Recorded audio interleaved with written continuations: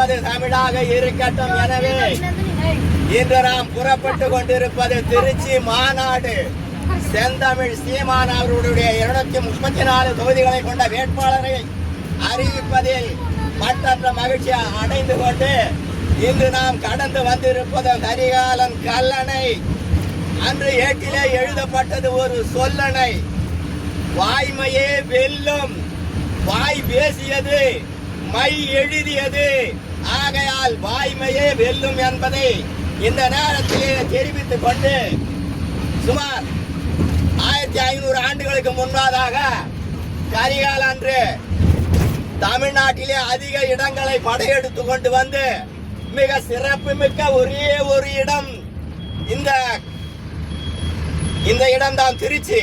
அப்பேற்பட்ட இடத்தை கல் தோன்றா, மண் தோன்றா, முள் தோன்றா, அதற்கு முன் தோன்றிய மூத்தக்குடி கரிகாலன் அவருடைய தாய் இந்த கல்லணையை கட்டும் போது கையிலே காசு இல்லை. தன்னுடைய மோர் தயிர் விற்று வைத்திருந்த 1000 ரூபாயை கொடுத்து இந்த கல்லணையை திறந்து வைத்திருக்கிறார்.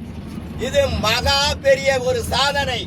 அப்பேற்பட்ட சாதனைக்கு சிறப்பு மிக்கவர் கரிகாலன் என்று கூறிக்கொண்டு உங்களிடம் எல்லாம் காணும் போது அன்பின் பிறப்பிடம், அறிவின் இருப்பிடம், பாசத்திலே தனி சிறப்பிடம் அத்தனையும் உங்களுக்கு தரப்படும். நன்றி, வணக்கம். நாம் தமிழர் கட்சியின் சார்பாக ஐயா அவர்களுக்கு புரட்சிகர வாழ்த்துக்கள். நாம் தமிழர், நாம் தமிழர், நாம் தமிழர். தமிழ் தாய் வாழ்க, தலைவர் பிரபாகரன் வாழ்க. தமிழ் தாய் வாழ்க, தலைவர் பிரபாகரன் வாழ்க. தமிழ் தாய் வாழ்க. தலைவர் பிரபாகரன் வாழ்க.